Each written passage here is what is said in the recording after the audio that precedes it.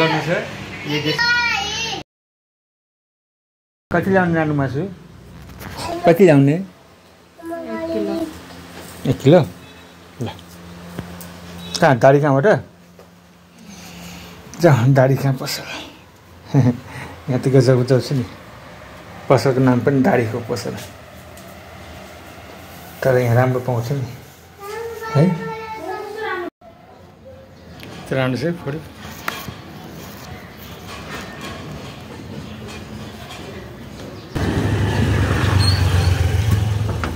के छ गाडी त छ पसल गाडीको ल कुखुरा पनि त्यसरी आउँदो रहेछ यहाँ त चिकन पो ल्याएको छु मान्छेले दिएको गरेर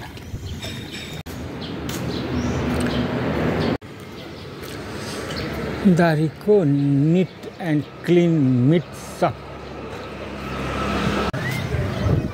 म जे गर्छु नेपालमै गर्छु ल कुखुराको पनि आवाज आइसक्यो के छ भाइ सन्चै छ यो नयाँ खुलेको यो बेलुकाको लागि ए सेकुवाहरू सबै 2-3 महिना भयो अस्ति आउँदाखेरि थिएन 3 महिना भयो खुलेको हजुर अस्ति आउँदाखेरि थिएन एकछिन यो कुन कुखुरा हो यो लोकल लोकल हो हजुर यो पनि लोकल हजुर यो कुन कुखुरा यो चाहिँ 100 पिस हो यो 100 पिस हो सिल्की सिल्की भन्छ कहाँबाट ल्याउनु भएको यो यहाँ गाउँ नेपालमा विदेशबाट कुखुरा हो यो नेपालको होइन अच्छा त्यो फेरि कहाँ तिम्रै मासु लिन आएको आज लोकल कसरी पर्छ यो यो त महँगो छ यो 6500 हजुर यो फेरि भन्छ एकचोटि कुखुरी कहाँ यो पोथी हो बोधिया भाले खसीबारे भाले यो हजुर यो चाहिँ प्योर हजुर ए बोधिया गरे छैन हजुर कालीझरो हटाइदिनु सकिया छ अहिले सकियाको हो ए यो रेस्टुरेन्ट खोल्नु भएको हो रेस्टुरेन्ट खोलेको हो यो 3 बजे बेला सेकुवा हुन्छ यहाँ सेकुवा हुन्छ मैले बेलुकाको त्यो बहिनी सन्चै प्रगति भएछ राम्रो खुसी लाग्यो के हो यो खसी टाउको यो बँदेल त्यो भुटन खसीको माथि चिकन लेग पिस चिकन यो पनि विङ्स यो मटन यो सस पनि हो मलाई हजुर सबै मिलाएर बच्चाहरू मासु हो अनि हाम्रो ज्वाइना मासु खानु धेरै मलाई चाहिँ लेग पिसहरू होइन छातीको विङ्सहरू मलाई मनपर्छ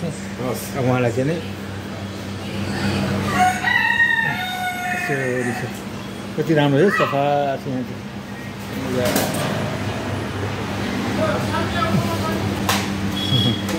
यहाँ राम्रो छ सफा छ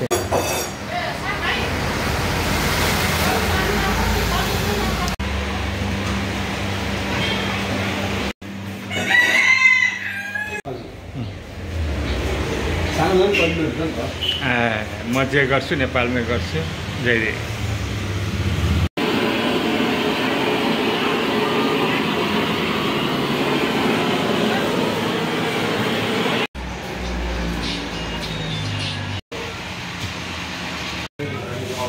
चिकन किमा बनाउने मेसिन पो रहेछ है यो त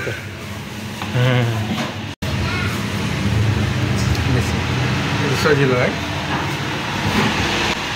ठाउँ भनेको ठाउँै हो हेर्दा हेर्दै ठुलो भएछ त्यो भक्कर जस्तो लाग्छ है के खाएको 2टा नानी होइन 2टा बच्चा हो अघि गएको पनि नानी हो अनि यो कानी अर्को हो डुनोट खाएको वाह खाऊ हेर्दा चाहिँ यो पनि ठुलो हो भाइ कहाँ हुनुहुन्छ नि हजुर पाङ्रामा बस्नु हुन्छ बाहिरपट्टि किलो कसरी मासुको किलो कसरी 410 कति भएको पैसा अब कति हो 400 भोलि पर्सि बनाएर युट्युबमा राख्छु नि है तपाईँहरूको परिश्रम राम्रो छ नि त है जे गर्नु छ यही देशमा गर्नु छ है नेपालमै गर्नु कति राम्रो छ यही देशमा गर्नु छ है नेपालमै गर्नु कति राम्रो